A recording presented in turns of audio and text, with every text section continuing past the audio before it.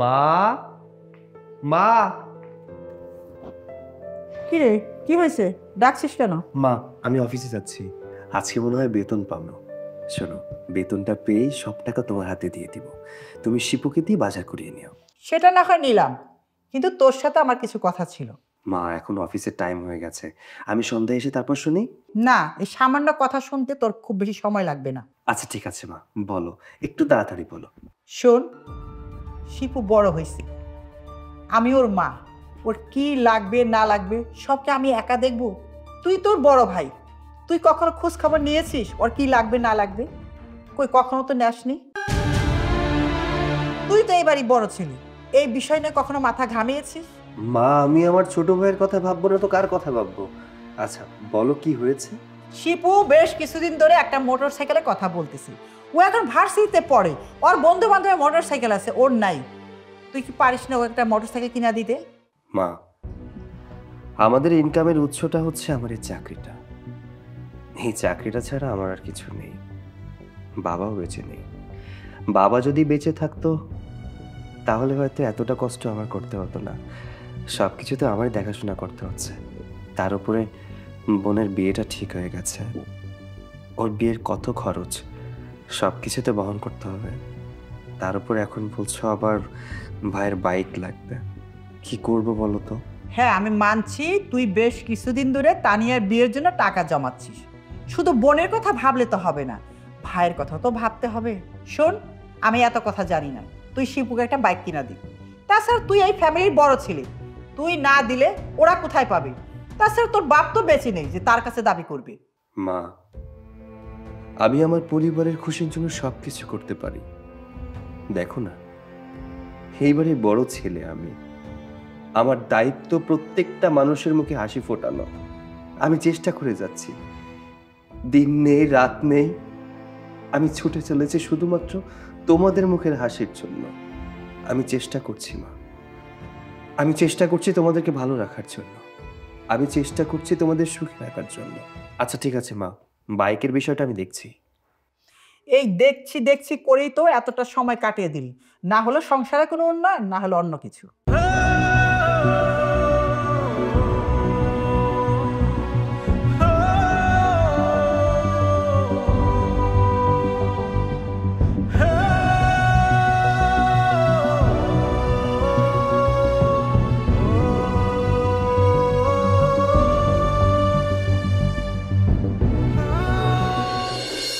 আমার আর কিচ্ছু ভাল লাগে না, সব কিছু আমাকেই দেখতে হবে।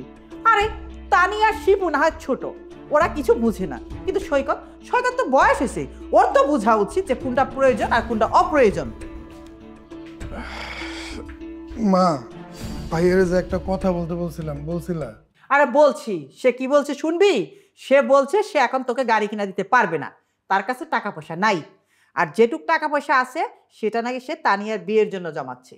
কি পারবে না মানে? সে পারবে না এটা বললো আর তুমি সেটাই শুনে নিলা? আচ্ছা মা, আমার কখন কি প্রয়োজন না প্রয়োজন সেটা তো ও দেখে না, সেটা দেখো তুমি। আমার প্রয়োজনগুলো মেটানোর দায়িত্ব তোমার। আমার এখন একটা গাড়ির কি পরিমাণ প্রয়োজন তুমি জানো? আমার ভার্সিটির প্রত্যেকটা ফ্রেন্ড নিজের গাড়ি করে ভার্সিটিতে আসে, আর আমি যাই রিক্সায় করে। হ্যাঁ আমি জানি তো তোর একটা গাড়ি খুব প্রয়োজন। আচ্ছা তুই আর চিন্তা করিস না, আমি দেখছি কি করা যায়। দেখছি মানে? দেখছি বললে হবে না, আমার গাড়ি প্রয়োজন, আমার লাগবে। হ্যাঁ আমি সেটাই তো বলছি, আমি সৈকতকে বলবো সে যেন আপাতত তোকে একটা পুরনো গাড়ি না হয় কিনে দিল, পরে তোকে একটা ভালো গাড়ি কিনে দিবে। কি বললো? এই পুরান গাড়ি নিয়ে আমি ভার্সিটি যাব? এই পুরান বাইক নিয়ে ভার্সিটিতে গেলে আমার মান সম্মান থাকবে? ভার্সিটিতে আমার একটা রেপুটেশন আছে, আমি একটা ভালো স্টুডেন্ট। দেখো মা, তোমাকে আমি বলছি না আমার রয়্যাল এনফিল্ড লাগবে, সেটা আমার লাগবে। আরে বাবা তুই রাগ করিস না, তোর গাড়ি ব্যাপারটা আমি দেখছি তো, বললাম না। সৈকত আসলে আমি সৈকতকে বলবো তোকে যেভাবে পারে একটা গাড়ি যেন ব্যবস্থা করে দেয়। এখন যা, তুই ফ্রেশ হ, যা খাওয়া দাওয়া কর।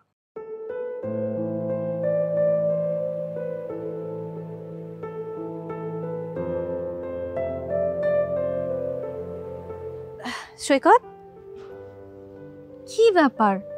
তুমি এখানে কেন ডেকেছো আমাকে? কিছু হয়েছে? না, তেমন কিছু না।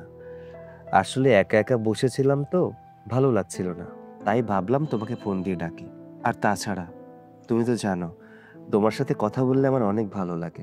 কিন্তু এভাবে আর কতদিন সৈকত? দেখতে দেখতে 25 দিন হয়ে গেল তোমার চাকরিটা নেই। তুমি বাড়িতে মিথ্যে কথা বলেছো, তুমি বলেছো যে তোমার চাকরিটা আছে, কিন্তু সত্যি তো এটাই যে তোমার চাকরিটা নেই। এভাবে কি জীবন চালানো যায়? তুমি আমাকে বলো। তুমি বলছো টিউশনির কথা, হ্যাঁ টিউশনি তুমি করছো, কিন্তু টিউশনি করে তো আর চলা যায় না। আর কতদিন? মিথ্যা না বলে কোনো উপায় আছে বলো? আমার পরিবারে শুধুমাত্র আমি ইনকাম করি, আর কেউ নেই যে ইনকাম করবে। আর তাছাড়া বোনের বিয়ে, মায়ের অসুস্থতা, ভাইয়ের আবদার, সবকিছুই আমার উপরে ডিপেন্ড করে। ওরা সবসময় আমার মুখের দিকে তাকিয়ে থাকে কখন আমি টাকা দিব। এখন আমি যদি তাদেরকে বলি যে আমার ইনকাম নেই, আমার চাকরি নেই, তাহলে কি অবস্থাটা হবে বুঝতে পারছো? আর কিছুদিন বাদেই বোনের বিয়ে। ওই পরিবারের মানুষ যদি জানে যে আমার পরিবারে ইনকাম করার মতো আর কোনো মানুষ নেই, আমার চাকরিটা চলে গেছে, তাহলে খুব খারাপ অবস্থা হয়ে যাবে। না না, এই মুহূর্তে আমি জানাতে পারবো না। হ্যাঁ, আমি তো তোমার বিষয়টা বুঝতে পেরেছি, কিন্তু এখন তুমি কি করবে? কি আর করার, যেভাবে চলছে আপাতত ওইভাবেই চলতে হবে। টিউশনির টাকা দিয়ে সংসার চালাতে হবে, আর এই পাশে চাকরি খুঁজতে হবে। আমরা তো সকলে জানি চেষ্টার ফল মিষ্ট হয়। দেখি চেষ্টা করে কপালে কি আছে, আর একটা চাকরি পেয়ে গেলে আমাদের সমস্ত সমস্যার সমাধান হয়ে যাবে। আচ্ছা ঠিক আছে, তোমার যেটা ভালো মনে হয় তুমি সেটাই করো, কিন্তু আমিও খুব একটা সমস্যার মধ্যেই আছি। কি হয়েছে? বাবা বাড়ি থেকে বিয়ের কথা বলছে, বারবার বিয়ের জন্য চাপ দিচ্ছে। এর আগেও বিয়ের কথা বলেছিল, সেটা আমি তোমাকে বলেছিলাম, কিন্তু তখন আমি একটা বিষয়ে বাবাকে আটকে দিয়েছি। মানে তখন আমার এক্সাম ছিল, এক্সামের কথা বলে আমি বাবাকে আটকে দিয়েছি। কিন্তু এখন তো আমার এক্সাম শেষ, এখন আমি বাবাকে কি বলবো বলো তো? বাবা তো আমাকে বিয়ে নিয়ে অনেক কথা শোনাচ্ছে, বাবা বলছে আমাকে বিয়ে দিয়ে দিবে। এখন আমি কি করব সেটা আমি বুঝে উঠতে পারছি না। বুঝে উঠতে পারছো না মানে? তুমি তোমার বাবাকে বলবে যে বাবা, আমি ওই ছেলেটাকে ভালোবাসি, ওকে ছাড়া আমি বিয়ে করতে পারবো না অন্য কাউকে। তোমার মাথা কি ঠিক আছে? আগে যদিও বলা যেত, কিন্তু এখন কোনোভাবে বলা যাবে না। বাবা যদি আমাকে জিজ্ঞেস করে তখন আমি কি বলবো তোমার কথা? কি পরিচয় দিব তোমার বলো তো? কারণ তুমি তো এখন বেকার। বাবা আমাকে জিজ্ঞেস করবে ওই ছেলেটা কি করে, তখন কি আমি বাবার মুখের উপর এটাই বলবো যে ছেলেটা বেকার? বাবা যদি এই কথা শোনে কখনোই রাজি হবে না। অথই, তুমি এভাবে আমার সাথে কেন কথা বলছো? তুমি তো খুব ভালো করেই জানো আমি তোমাকে কতটা ভালোবাসি। হ্যাঁ আমি জানি তুমি আমাকে অনেক ভালোবাসো, কিন্তু এটাও তো সত্যি যে আমি তোমাকে ভালোবাসি। আমাদের ভালোবাসার কথা চিন্তা করে পরিবারের অমতে গিয়ে আমি এতদিন বিয়েটা আটকে রেখেছি, কিন্তু আর কতদিন এভাবে আটকে রাখবো বলো তো? এভাবে চলতে থাকলে আর কতদিন আটকে রাখতে পারবো সেটা আমি নিজেও জানি না। আমি মানছি তুমি তোমার পরিবারের কথা চিন্তা করছো, ভাবছো। তুমি তোমার পরিবারের কথা চিন্তা করার পাশাপাশি তোমার নিজেরটাও তো ভাবতে হবে নাকি? হ্যাঁ ভাববো, কিন্তু এই মুহূর্তে সেটা সম্ভব না, কারণ সামনের বোনের বিয়ে, ভাইটা ভালো একটা ভার্সিটিতে ভর্তি হয়েছে, মায়ের অসুস্থতা, আমার চাকরিটাও নেই। এই মুহূর্তে নিজেকে নিয়ে ভাবছি না, ভাবছি সবাইকে নিয়ে। মাকে বাসা থেকে বের হওয়ার সময় বলেছিলাম আজকে বেতন পাবো, কিন্তু আমার পকেটে 20টা টাকার বেশি একটা টাকাও নেই। টিউশনের টাকাটা অগ্রিম নিয়ে নিয়েছিলাম।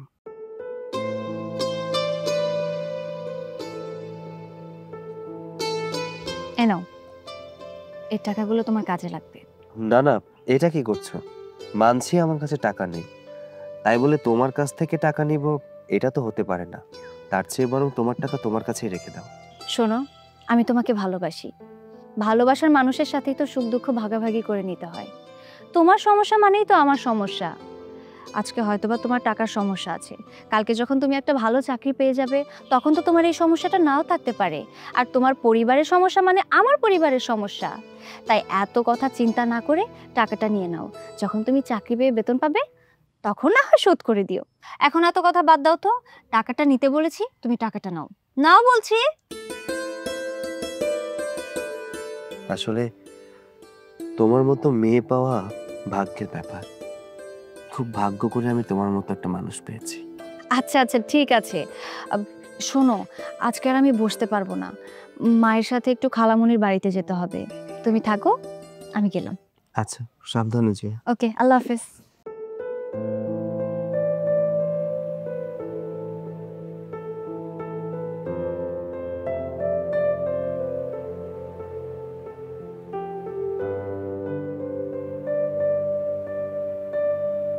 কি ব্যাপার মা, তুমি একা একা ড্রয়িং রুমে এরকম ভাবে বসে আছো কেন? বাসায় কেউ নেই নাকি? আর দেখতে পাচ্ছি তোমার মন খারাপ, কি হয়েছে মা? একা একা বসে থাকুন তো কি করব? আমার না এসব একটু ভাল লাগে না। ভালো লাগে না মানে? কি হয়েছে আমাকে খুলে বলো। তোর ছোট ভাই রাগ করে তার রুমে বসে আছে। তোর ছোট বোন রাগ করে সারাদিন কিচ্ছু খায়নি। আমি এত চেষ্টা করলাম, তাকে খাওয়াইতেই পারলাম না, সে কোনো কথাই শুনলো না। কি বলো? ওরা রাগ করেছে? কিন্তু কেন, কার উপরে রাগ করেছে? আবার কার উপরে? তোর উপরে। আমার উপরে? হ্যাঁ আমার উপরে আবার কিসের রাগ? তুমি জিজ্ঞাসা করোনি কেন রাগ করেছে? হ্যাঁ করেছি। তোর ছোট ভাই রাগ করছে ওরে তুই বাইক কিনা দেসনি বলে। আর তোর ছোট বোন কি জন্য রাগ করছে আমি বলতে পারবো না। আচ্ছা তুই বড় ভাই, তুই একটু দেখবি না ওরা কেন রাগ করে, কেন ওদের মন খারাপ? সব কি আমাকে দেখতে হবে? আচ্ছা মা, তুমি কোনো দুশ্চিন্তা করো না, আমি দেখছি। ওরা কোথায়? আছে, যার যার রুমে আছে। আচ্ছা আমি দেখছি।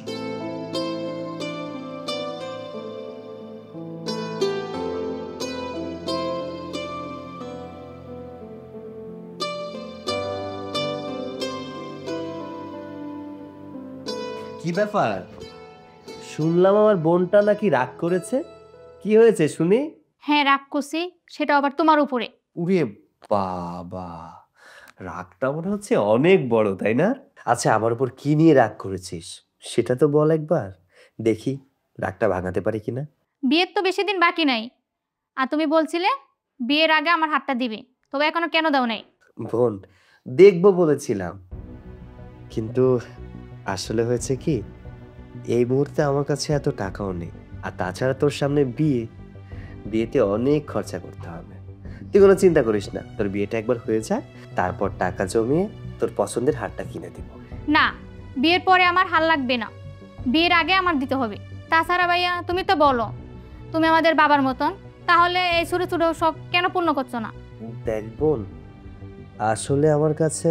হ্যাঁ, তুমি তো এখন বলবাই তোমার কাছে টাকা নাই, তোমার কাছে টাকা থাকবেই কেমনে? আচ্ছা ঠিক আছে, আমি কিনে দিব। এখন যা, টেবিলে খাবার রাখা আছে, খেয়ে নে বোন। ভাইয়া, তোমার সাথে আমার কিছু কথা আছে। আচ্ছা কি বলবি বলিস, অসুবিধা নেই। কিন্তু আমাকে একটা কথা বলতো, আমি যখন অফিসে যাই তখনও তোকে দেখি না, আমি যখন অফিস থেকে বাসায় ফিরি তখনও তোকে দেখি না। কোথায় থাকিস সারাদিন? আচ্ছা তুমি আমার কি বলতে চাইতেছো বলো তো? আমি একটা নাম করে ভার্সিটিতে ভর্তি হয়েছি, আমার পড়াশোনা আছে, বন্ধু বান্ধব আছে, তাদের সাথে তো সময় দিতে হয়। আরে এইভাবে কেন কথা বলছিস? আমি তো তোকে ওভাবে কোনো কথা বলিনি। শোন, তোকে দেখতে পাই না এর জন্য বললাম। কি যেন বলতে এসেছিলি সেটা বলতো। আমার একটা বাইক লাগবে। দেখ ভাই, আসলে আমাদের বাবা বেঁচে নেই, আর তাছাড়া আমি ছোট্ট একটা চাকরি করি। আমার কাছে এই মুহূর্তে এত টাকাও নেই যে তোকে বাইক কিনে দেব। আর এর মধ্যে আমাদের বোনটার বিয়ে, বিয়েতে অনেক টাকা খরচ হবে। কিছু টাকা জমিয়েছি, তুই কোনো চিন্তা করিস না। ওর বিয়েটা হয়ে যাক, বিয়েটা হওয়ার পরে আমি টাকা জমিয়ে তোকে বাইক কিনে দেবো। তখন আমি বাইক দিয়ে কি করবো? তখন আমার বাইকের দরকার নাই। আমি এখন বাইক চাইছি, আমার এখনই বাইক কিনে দিতে হবে। আর আমি একটা জিনিস খেয়াল করে দেখছি, তুমি সব সময় আমার চেয়ে ওরে বেশি ভালোবাসো। এটা তুই কি বললি বলতো? ও আমাদের ছোট বোন, আমি ওকে ভালোবাসবো না তো কে ভালোবাসবে? তোরও উচিত আমাদের ছোট বোনকে ভালোবাসা। হ্যাঁ, ও আমার ছোট বোন, এটা মানলাম, কিন্তু ছোট বোনকে তুমি সব দিবা, আমার দিকে কোনো খেয়াল থাকবে না, এমন কিন্তু কিছু না। তুমি ওর বিয়ের জন্য টাকা জমাইতেছো, ভালো কথা। এখন আবার তোমার কাছে স্বর্ণের গয়না চাইছে, তুমি সেটাও দিতে চাইতেছো। আর আমি কি করছি? আমি সামান্য একটা বাইক চাইছি, এটা তুমি আমার দিতে চাইতেছো না। দেখো ভাই, আমি তোমার সাফ সাফ বলে দিতেছি, আমারে যদি বাইক কিনা না দাও, আমি বাড়ির থেকে চলে যাব। কি বললি তুই? তুই বাড়ি ছেড়ে চলে যাবি? হ্যাঁ, যা বলছে একদম ঠিক বলছি। এই বাড়িতে থেকে কি পাইছি? তোমরা 2 বেলা খাবার ছাড়া আর কিছু দিতে পারছো? এরকম 2 বেলা খাবার দেওয়ার মতো আমার বাহিরে অনেক লোক আছে। ভাই, ভাই কথাটা শোন। বোন, যা, খাবার ঠান্ডা হয়ে গেল, টেবিলে যা। আমি অফিস থেকে এলাম তো, খুব ক্লান্ত লাগছে, আমি রুমে গেলাম। আচ্ছা ঠিক আছে ভাইয়া।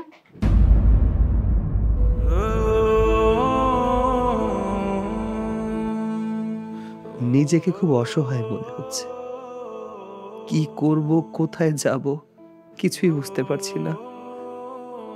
কোথাও কোনো চাকরিও জুটছে না। এত জায়গায় ইন্টারভিউ দিলাম, তারপরেও কোথাও চাকরি হচ্ছে না। মায়ের মুখের হাসি কিভাবে ফোটাবো, ভাইয়ের মুখের হাসি কিভাবে ফোটাবো, বোনের মুখের হাসি কিভাবে ফোটাবো, সংসার কিভাবে চালাবো, আমি তো কিছুই বুঝতে পারছি না।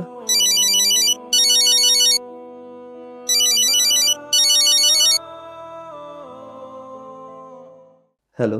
হ্যালো সৈকত, একটা খুব বড় সমস্যা হয়ে গেছে। আরে কি হয়েছে? কি হয়েছে? তুমি কান্না করছো কেন? কান্না করো না, আমাকে বলো কি হয়েছে। আজকে যখন আমি তোমার সাথে কথা বলছিলাম তখন বাবা না ব্যাপারটা সবকিছু দেখে ফেলেছে। বাবা আমাকে জিজ্ঞেস করলো যে ছেলেটার নাম কি, ছেলেটা কে। আমি বলেছি বাবা ওর নাম সৈকত, আমি ওকে অনেক পছন্দ করি। বাবা আমাকে এও জিজ্ঞেস করলো যে তুমি কি করো। আমি যদি বাবাকে সব সত্যিটা বলে দিতাম যে তুমি কোনো চাকরি করো না, তুমি একটা বেকার ছেলে, তাহলে বাবা আমাকে জোর করে অন্য কোথাও বিয়ে দিয়ে দিত। কিন্তু আমি তো এটা কখনোই মেনে নিতে পারবো না, কারণ আমি তো তোমাকে ভালোবাসি, আমি তোমাকে ছাড়া বাঁচতে পারবো না। তাই আমি বাবাকে একটা মিথ্যে কথা বলেছি। আমি বাবাকে বলেছি যে তুমি একটা কর্পোরেট অফিসে চাকরি করো। কিন্তু এভাবে মিথ্যা বলা কি ঠিক হয়েছে? মিথ্যে কথা বলবো না তো কি করব? আমি যদি বাবাকে সব সত্যিটা বলে দিতাম, বাবা যদি জেনে যেত, তাহলে তোমার আর আমার সম্পর্কটা কখনো পূর্ণতা পেত না, আর আমি তোমাকে ছাড়া থাকতেও পারবো না। তাই এখন যত দ্রুত তাড়াতাড়ি সম্ভব একটা চাকরির ব্যবস্থা করো প্লিজ। তুমি যদি এখন একটা চাকরির ব্যবস্থা না করো, তাহলে তোমার আর আমার সম্পর্ক কখনোই ঠিক থাকবে না। আমি তোমার সব কথাই বুঝতে পেরেছি, কিন্তু আমি এই মুহূর্তে চাকরি কোথায় পাবো? আমি তো চাকরির জন্য চেষ্টা করছি, কিন্তু কোথাও তো চাকরি পাচ্ছি না। না না, এভাবে হবে না। তুমি কেন বিষয়টা বোঝার চেষ্টা করছো না? আমি তো তোমাকে বললাম যত তাড়াতাড়ি সম্ভব একটা চাকরির ব্যবস্থা করো। তুমি যদি চাকরির ব্যবস্থা না করো, তাহলে কিন্তু আমি তোমার থেকে অনেক দূরে চলে যাব, কেউ আমাদের এক করতে পারবে না। প্লিজ, আমি তোমাকে ছাড়া থাকতে পারবো না, আমি তোমাকে ভালোবাসি। তুমি একটা ব্যবস্থা করো না সৈকত। আরে আর তুমি কান্না করছো কেন? প্লিজ কান্না করো না। দেখো আমিও তো তোমাকে ভালোবাসি, তাই না? আচ্ছা ঠিক আছে, আমি একটা চাকরির ব্যবস্থা করছি। দেখি, কয়েক জায়গায় ইন্টারভিউ দিয়েছি, 2-1 দিনের মধ্যে একটা চাকরির ব্যবস্থা করছি। হ্যাঁ হ্যাঁ হ্যাঁ, তুমি সেটাই করো। আচ্ছা শোনো, অনেক রাত হয়ে গেছে, তুমি ঘুমিয়ে পড়ো কেমন? আমার অনেক ক্লান্ত লাগছে, আমি শুয়ে পড়ছি। আচ্ছা ঠিক আছে, তুমি ঘুমাও। আল্লাহ হাফেজ।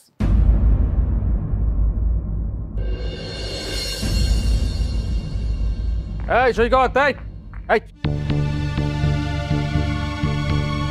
কি সমস্যা কি তোমার? তুমি থাকো কোথায়? তোমার খুঁজা পাওয়া যায় না কেন? যখন বাড়িতে আসি দেখি যে তুমি নাই। কি ঘটনা কি? হ্যাঁ, কখন যে বাড়ি থেকে বাইরে আর কখন যে বাড়িতে ঢুকো কিছুই তো টের পাই না। আসলে তেমন কিছু না, আমি একটু আজকাল কাজে ব্যস্ত হয়ে পড়েছি, তো এর জন্য একটু লেট করে বাসায় ফিরি, আপনার সাথে দেখা হয় না। ঘটনা কি তাই? আর তুমি আমার কাছ থেকে কিছু লুকাইতেছো? আর না না, আপনি আমাকে ভুল বুঝছেন। আপনি যেমনটা ভাবছেন আসলে তেমনটা না। কিন্তু আপনি কি বলতে চাচ্ছেন একটু বলুন তো।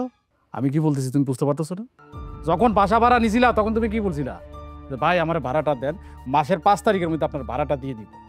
এখন মাসের 5 তারিখ তো দূরের কথা, 2-3 মাস হয়ে যেতে তার মধ্যে তুমি ভাড়াই দিতেছো না। বাসা ভাড়া নেওয়ার সময় তো ভালো ভালোই কথা বলছো, তা এখন ভাড়া নিয়ে এরকম উল্টাপাল্টা করতেছো কেন? কি সমস্যা তোমার?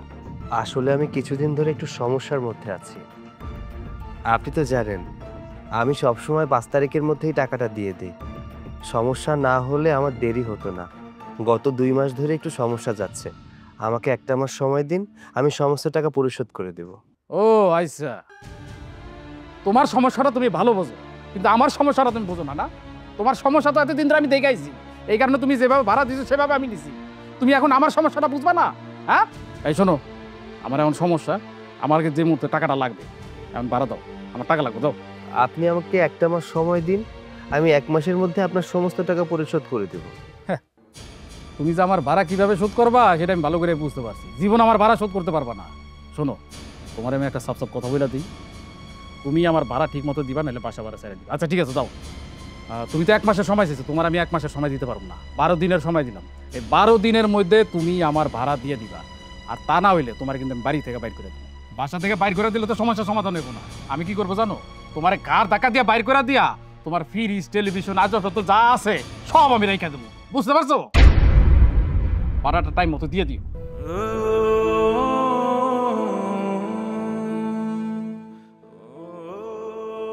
আমি এখন কোথায় যাব? কার কাছে গেলে আমার সমস্যার সমাধান পাবো? আমার এখন যেভাবেই হোক টাকা জোগাড় করতে হবে। আমার নিজের জন্য, আমার পরিবারের জন্য। ছোট বোনের আবদার, ছোট ভাইয়ের আবদার, এমনকি আমার ভালোবাসার মানুষটাকে বাঁচাতে হলেও এখন টাকার দরকার। আমাকে যেভাবেই হোক টাকা জোগাড় করতে হবে। আল্লাহ, তুমি কোনো না কোনোভাবে একটা উপায় বের করে দাও, যেখান থেকে আমি টাকা পাবো, অনেক টাকা পাবো। আমার পরিবারের সমস্ত সমস্যা আমি সমাধান করতে পারবো।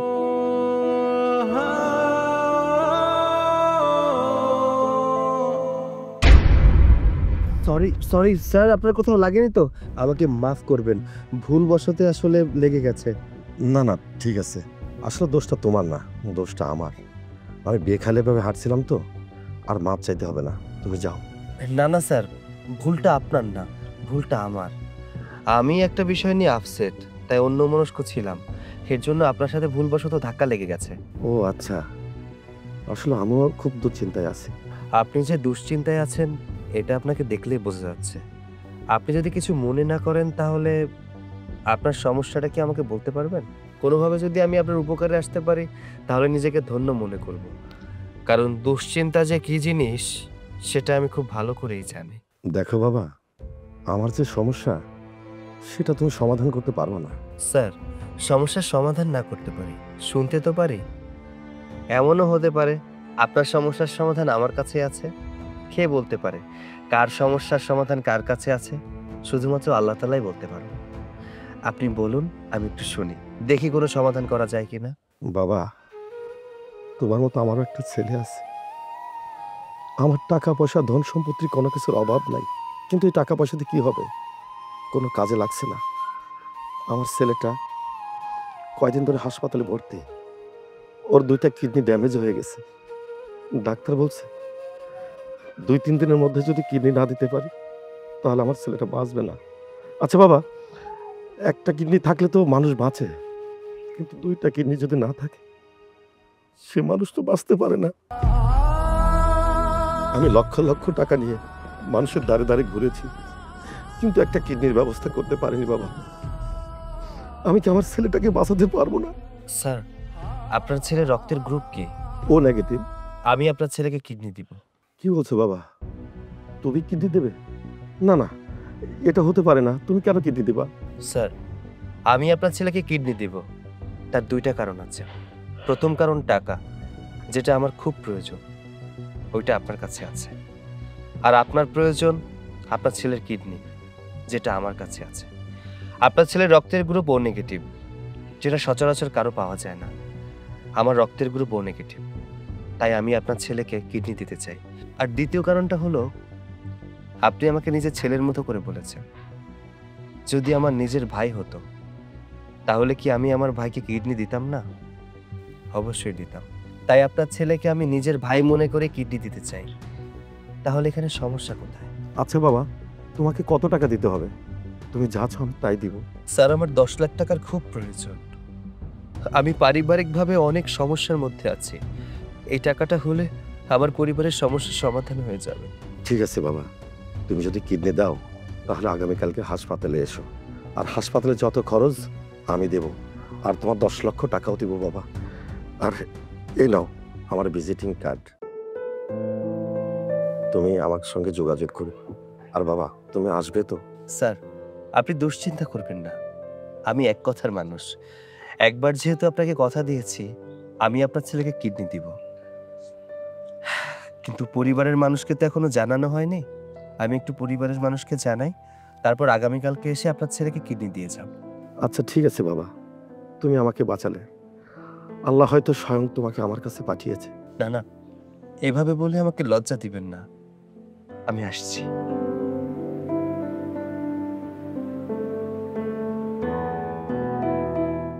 মা, দেখো তো এই সোনার হারটা অনেক সুন্দর না? হ্যাঁ, খুব সুন্দর। তোমার পছন্দ হয়েছে? হ্যাঁ মা। আচ্ছা। কি রে সৈকত, কি ব্যাপার বাবা? তুই আজকে বাসায় কেন? তুই অফিসে যাসনি? মা, আমি অফিসে গিয়েছিলাম। অফিস থেকে আমাকে ছুটি দেওয়া হয়েছে। নতুন একটা প্রজেক্টের জন্য অফিস থেকে আমাকে শহরের বাইরে পাঠাচ্ছে। প্রজেক্টটা অনেক ভালো, যদি সাকসেস হয়ে যায় তাহলে আর আমাদের কোনো সমস্যা থাকবে না। বোনের বিয়ে, ভাইয়ের বাইক, তোমার হাত খরচ সব কিছুই ঠিক হয়ে যাবে। ভাইয়া, আর আমার সোনার হারের কথা মনে আছে? হ্যাঁ রে, তো সোনার হারের কথা আমার মনে আছে। মা, আমি তাহলে ঘরে যাচ্ছি, কালকে সকাল সকাল বের হতে হবে। আর শোনো, গ্রামের দিকে যাব তো, হয়তো সেলফোনটা বন্ধ থাকতে পারে, নেটওয়ার্ক নাও থাকতে পারে। তুমি এ নিয়ে কোনো চিন্তা করো না। আচ্ছা, তা না হয় চিন্তা করলাম না, কিন্তু তুই যা বলছিস সত্যি বলছিস তো? আমাদের সব সমস্যার সমাধান হয়ে যাবে? যাবে মা, সব সমস্যার সমাধান হয়ে যাবে। আমি রুমে যাচ্ছি।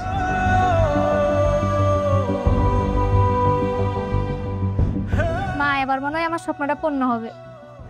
হ্যাঁ রে মা, তোর স্বপ্ন পূরণ হবে।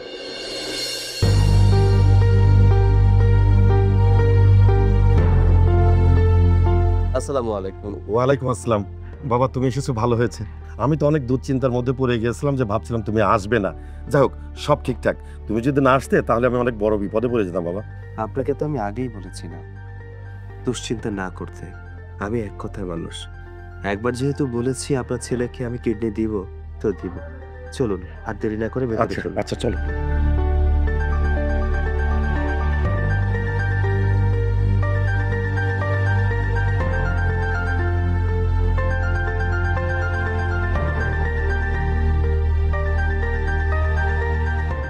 কি ব্যাপার, বারবার সৈকতের ফোন বন্ধ দেখাচ্ছে? ওর তো কখনো ফোন বন্ধ থাকে না। তাহলে ওর কি কোনো সমস্যা হলো? না, কি উল্টাপাল্টা ভাবছি। আর ও যদি কোথাও যেও থাকে তাহলে তো অবশ্যই আমাকে বলে যেত। আচ্ছা, আমি বরং ওর বাড়িতে যাই। না না, বাড়িতে যাওয়া তো ঠিক হবে না, কারণ ওদের বাড়ির কেউ তো আর আমাকে চেনে না। কিন্তু আজকে 2 দিন হয়ে গেল ওকে আমি কলে পাচ্ছি না। উফ, আমার মাথা একদম কাজ করছে না, কি করব আমি? আমি বরং আর একটা দিন দেখি।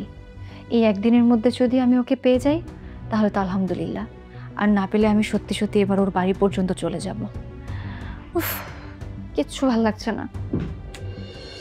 আচ্ছা মা, 2 দিন ধরে ফোন বন্ধ পাইতেছি ভাইয়ার। ভাইয়ার তো কোনো সমস্যা হলো না? আরে না না, ওর কোনো সমস্যা হয়নি। ও কি একটা প্রজেক্ট নিয়ে যেন ঢাকার বাইরে গেছে, ওখানে হয়তো কোনো নেটওয়ার্কের সমস্যা, তাই মোবাইলটা বন্ধ। ও আচ্ছা, এবার বুঝতে পারছি ভাইয়া কেন তোরে বেশি ভালোবাসে। কারণ এই যে তুই ভাইয়ার সামনে উপর উপরে দরদ দেখাস, ভাইয়ার জন্য চিন্তা করস। আচ্ছা, ভাইয়ার জন্য এত চিন্তা করার কি আছে? ও কি ছোট বাচ্চা নাকি? আমি শুনছি ও একটা সুন্দর প্রজেক্টের কাজে গেছে। এই কাজটা যদি সুন্দর মতো হয়ে যায় তাহলে আমার বাইক কিনা হয়ে যাইব, তোর বিয়ের গয়নাগাটি কিনা হইব, মারেও কিছু টাকা পয়সা দিব। আমি তো মনে প্রাণে চাই যে ভাইয়া এই প্রজেক্টের কাজটা সুন্দরভাবে সফল করে আসুক। দেখো ভাইয়া, তুমি সবসময় আমার সাথে এরকম করবা না। সৈকত ভাইয়ারে আমি উপরে উপরে ভালোবাসি না, আমি মন থেকে ভালোবাসি, তোমার মতো না। হ্যাঁ, আমি মানছি সৈকত ভাইয়ের কাছে আমি কিছু আবদার করি, সে আবদারগুলো আমার পূরণ করে, তাই আবদার পূরণ করার জন্য আমি ভালোবাসা দেখাবো এমন না। আচ্ছা ঠিক আছে, অনেক রাত হয়েছে, এখন তোরা ঘুমাতে যা। মা, তুমি ঘুমাতে যাবা না? ঘুমাবো, তোরা যা, আমার রান্নাঘরে কিছু কাজ আছে, ওগুলো শেষ করব, তারপরে ঘুমাতে যাবো। আচ্ছা মা, শোনো, আমি ঘুমাইতে গেলাম। আমি যাওয়ার আগে তোমার একটা কথা বলে যাই। তোমার ছেলেকে ফোন দিয়ে বলবা যে আসার সময় যেন আমার বাইকটা নিয়ে আসে, আর যদি বাইক না আনতে পারে তাহলে যেন বাইকের টাকাটা আনে, আর যদি না আনে না, একদম খবর আছে। আমি গেলাম ঘুমাইতে।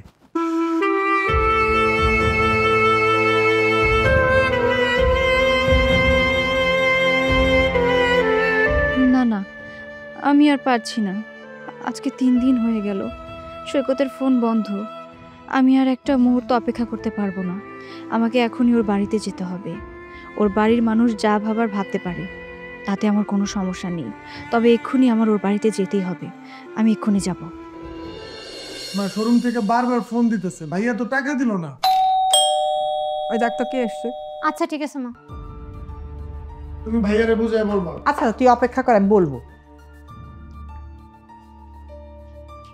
মা, উনি জানি কি বলতে আসছে। তুই বল মা, তুমি বসো। আসসালামু আলাইকুম আন্টি। ওয়ালাইকুম আসসালাম। কে মা তুমি? তোমাকে তো ঠিক চিনতে পারলাম না। আমার নাম অথই, আমি সৈকতের বন্ধু। আমরা দুজন দুজনকে পছন্দ করি, আমি জানি সৈকত হয়তোবা আপনাদের কাউকে এই কথাটা বলেনি। ও আচ্ছা আচ্ছা, তুমি সৈকতের বন্ধু। আচ্ছা মা, তুমি কি প্রয়োজনে এসেছো সেটা বলো। আন্টি, আজকে 3 দিন হয়ে গেল সৈকতের ফোনটা বন্ধ। আমি কোনোভাবে ওর সাথে যোগাযোগ করতে পারছি না। আপনি আমাকে একটু বলবেন ও কি বাড়িতে আছে নাকি বাইরে গেছে কোথাও? আচ্ছা মা শোনো, এটা নিয়ে দুশ্চিন্তার কোনো কারণ নেই। ও অফিসের কাজে শহরের বাইরে গেছে, হয়তো ওখানে ইন্টারনেট সমস্যা, অথবা ও নিজেই মোবাইল বন্ধ করে রাখছে। কি, অফিসের কাজে শহরের বাইরে গিয়েছে? কিন্তু এটা কিভাবে সম্ভব? আরে এটা তো অবাক হওয়ার কি আছে, ভাইয়া যে কোম্পানিতে চাকরি করে সেটা তো অনেক ভালো একটা কোম্পানি, আর এই কোম্পানির কাজে অনেক জায়গায় যেতে হয়, মাঝে মাঝে তো দেশের বাইরেও যেতে হয়। হ্যাঁ আমি মানছি যে ও একটা কোম্পানিতে চাকরি করে, ওই কোম্পানিটা অনেক বড়, আর ওই কোম্পানিতে চাকরি করতে হলে দেশের বাইরে যেতে হয়। কিন্তু কিন্তু কি মা? আন্টি, ওই কোম্পানিতে সৈকতের চাকরিটা নেই। আজ থেকে 1 মাস আগে ওর চাকরিটা চলে যায়। আপনারা সবাই দুশ্চিন্তা করবেন বলে আপনাদের কিছুই বলেনি, কিন্তু আমি সব কিছুই জানতাম। আর ও 2টা টিউশনই করে, ওইটা থেকে যে টাকা পায় সেটা দিয়ে আপনাদের সংসার চলে। আর তার পাশাপাশি ও চাকরির একটা কোর্সও কমপ্লিট করছে। কিন্তু আমার কথা হচ্ছে ও গেলটা কোথায়? ও তো আর ওই কোম্পানিতে চাকরি করে না। তুমি এসব কি বলছো মা? আমার ছেলের চাকরি নেই, তাহলে আমার ছেলেটা গেল কোথায়? আপু তাহলে ভাই কই গেল? ভাইয়ের জন্য খুব চিন্তা হচ্ছে। মা, তাহলে ভাইয়া মিথ্যা কথা বলছে? এখন যদি ভাইয়া চাকরিতে না যায় আমার বাইক কেনার টাকাটা কে দেবে? ও শিট! শিপু, তুমি এখনো বাইকের কথা বলছো? বাইকের কথাই ভেবে যাচ্ছ? কোথায় একটা বারও তো নিজের বড় ভাইয়ের কথা ভাবলে না? আর তানিয়া, তোমাকে বলি, আমি মানছি তুমি তোমার ভাইয়াকে ভালোবাসো, কিন্তু ভালোবাসাটা শুধু মুখে বললেই হয় না, বোঝাতেও হয়। তোমরা কি কখনো তোমার ভাইয়াকে বোঝার চেষ্টা করেছো? আমার তো মনে হয় না বোঝার চেষ্টা করেছো তোমরা। আন্টি, ওদের কথা না হয় বাদই দিলাম, ওরা ছোট মানুষ, কিছু বোঝে না। কিন্তু আপনি তো সৈকতের মা, আপনি সৈকতের গার্ডিয়ান। আপনি কিভাবে পারলেন সৈকতের সাথে এরকমটা করতে? এই পুরো সংসারের একটা দায় দায়িত্ব সৈকতের কাঁধে আপনি দিয়ে দিয়েছেন। আমি এটাও মানছি যে সংসারের বড় ছেলেদের দায় দায়িত্ব একটু বেশিই থাকে, কিন্তু আপনারা সবাই মিলে ওর সাথে যা করেন এটা রীতিমতো অন্যায়। আপনারা ঠিক করছেন না। আর তাছাড়া এই পরিবারের কথা চিন্তা করে যদি সৈকত কোনো একটা খারাপ সিদ্ধান্ত নিয়ে ফেলে, তখন তার জন্য কারা দায়ী থাকবে? তখন তো আপনারা সবাই দায়ী থাকবেন। আমি মানছি আপনাদের পরিবারের বিষয়ে কথা বলাটা আমার শোভা পাচ্ছে না, কারণ এটা একান্তই আপনাদের পরিবারের বিষয়। কিন্তু আন্টি, আমি তো সৈকতকে ভালোবাসি, আমি সৈকতকে বিয়ে করতে চাই। আমি যদি সৈকতকে বিয়ে করি তখন তো আপনাদের এই পরিবারের একটা সদস্য আমি হব। সেই সদস্যের অধিকার নিয়ে আমি এতগুলো কথা বলে ফেলেছি। আমি যদি ভুল করে থাকি আপনি আমাকে ক্ষমা করে দিবেন। হ্যাঁ মা, আমি এখন বুঝতে পারছি আমার ছেলের সাথে আমি কি ব্যবহার করছি। মা গো, আমার ছেলেটাকে এখন কোথায় পাবো? তুমি একটা কিছু করো না মা, দেখো না আমার ছেলেটা কোথায় গেল। হ্যাঁ আপু, মা একদম ঠিকই বলছে। তুমি আমার ভাইয়াকে ফিরিয়ে আনার চেষ্টা করো। আমার বোনের বিয়ের টাকা পয়সা স্বর্ণ এসব কিচ্ছু লাগবে না, আমাদের ভাইয়াকে লাগবে। আচ্ছা, ভাইয়ার নাম্বার তো বন্ধ, তাহলে ভাইয়াকে আমরা খুঁজে পাবো কিভাবে? আচ্ছা, আমরা সবাই যদি এইভাবে দুশ্চিন্তা করি তাহলে তো কোনো সমস্যার সমাধানই হবে না। ও যেহেতু 3 দিনের কথা বলে গেছে, তাহলে অন্তত আমরা আজকের দিনটা ওয়েট করি। আজকের দিনের মধ্যে যদি ও না আসে তাহলে আমরা কোনো না কোনো একটা পদক্ষেপ নিব। আন্টি, আপনি যদি কিছু মনে না করেন, আমি কি রাত পর্যন্ত আপনাদের বাড়িতে থাকতে পারি? অবশ্যই থাকবে মা, কারণ তুমি আজ আমাকে বুঝিয়ে দিয়েছো আমি আমার সৈকতের সাথে কি ব্যবহার করেছি। না না আন্টি, আপনি প্লিজ এভাবে বলবেন না। আর তোমাদেরও বলছি, তোমরা দুশ্চিন্তা করো না, তোমাদের ভাইয়া ঠিক সময় মতো ফিরে আসবে। আর ও আসার পরে প্লিজ তোমরা ওকে একটু বোঝার চেষ্টা করো, মানুষটা কি অবস্থায় আছে, কি পরিস্থিতিতে আছে, একটু বোঝার চেষ্টা করো। ঠিক আছে আপু, আমরা এখন থেকে ভাইয়াকে বোঝার চেষ্টা করব। এই নাও বাবা 10 লক্ষ টাকা চেক। তুমি যেটা চেয়েছিলে আমি ঠিক সেটাই দিয়েছি। আর এই যে এখানে 1 লক্ষ টাকা আছে, তুমি ঠিক মতো ওষুধ কিনে খেও আর ফল ফলালি কিনে খেও। আসলে বাবা তুমি আমার অনেক বড় উপকার করলে। ওই যে বাবা একটা কথা বলেছিলে না যে মানুষের কখন কে উপকার করে, তুমি ঠিক সেটাই করেছো। আর বাবা তুমি কিছুদিন সাবধানে থেকো, বুঝতে পারছো? আর তুমি শোনো, বাসায় পৌঁছে আমাকে কল দিও। আচ্ছা ঠিক আছে, আপনাকে অসংখ্য ধন্যবাদ আমার এই সমস্যাগুলো সমাধান করার জন্য। আপনি চিন্তা করবেন না, আমি বাসায় পৌঁছে আপনাকে কল দিয়ে জানিয়ে দেব। আচ্ছা বাবা, আচ্ছা আচ্ছা। যাও।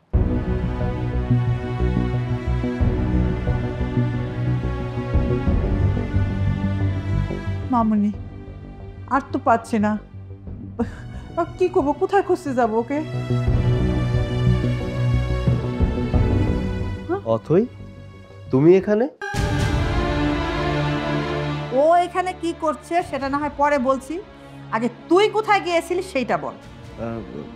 মা, আমি তো তোমাকে বলেই গিয়েছিলাম আমি কিছুদিনের জন্য অফিসের কাজে শহরের বাইরে যাচ্ছি। হ্যাঁ, সেটা তো তুই বলে গিয়েছিলি, কিন্তু তুই সত্যি করে বল কোথায় গিয়েছিলি। মা, তুমি আমার সাথে এভাবে কেন কথা বলছো? আমি তো তোমাকে বললামই আমি অফিসের কাজে শহরের বাইরে গিয়েছিলাম, আর গ্রামে নেটওয়ার্ক পায় না, এর জন্য তোমাদের সাথে যোগাযোগ করতে পারিনি। ভাইয়া আমরা সবাই জেনে গেছি তোমার চাকরিটা আর নেই। যেহেতু তোমার চাকরি নেই সেহেতু প্রজেক্টের কাজে তোমার গ্রামে যাওয়ার কোনো প্রশ্নই আসে না। ভাইয়া তুমি কোথায় গিয়েছিলে সত্যি করে বলো।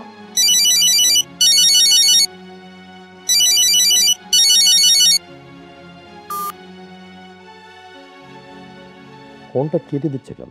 শোনো, কোনো কিছু লুকিও না আর, কারণ সবার সামনে সবকিছু পরিষ্কার হয়ে গেছে। আমি সবাইকে বলে দিয়েছি যে তোমার চাকরিটা আর নেই। এখন চুপ করে না থেকে তুমি আমাকে বলো যে কোথায় গিয়েছিলে। আরে কি ব্যাপার, তোমরা সবাই আমাকে এভাবে চেপে ধরছো কেন?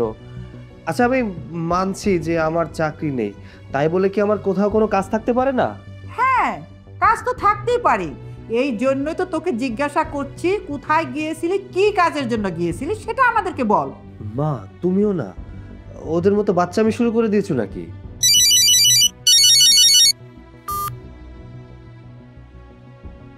আন্টি, ও ইচ্ছে করে বারবার কলটা কেটে দিচ্ছে, কারণ আমরা সামনে আছি তো, যদি আমরা জেনে যাই ও কোথায় গিয়েছিল সেই জন্য ও বারবার ফোনটা কেটে দিচ্ছে। সৈকত, তুমি আমাদের বলো তো তুমি কোথায় গিয়েছিলে?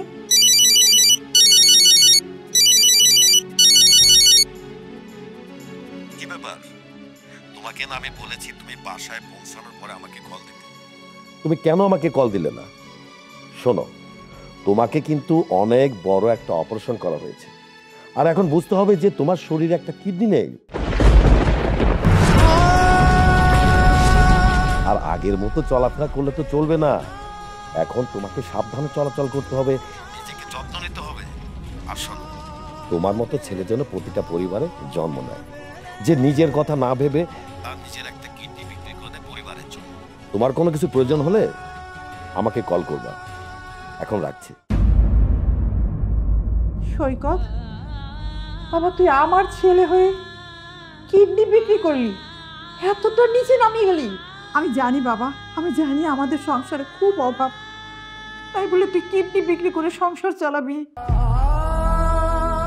তোর ভাই না হয় তোর কাছে কিছু আবদার করছি, আমি আমি সংসার খরচের জন্য তোর কাছে টাকা চাই, তাই বলে তুই তোর কিডনি বিক্রি করে আমাকে টাকা দিবি?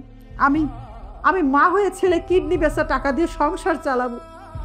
আল্লাহ পাক, এই দিন দেখার আগে কেন আমার মরণ হইল না?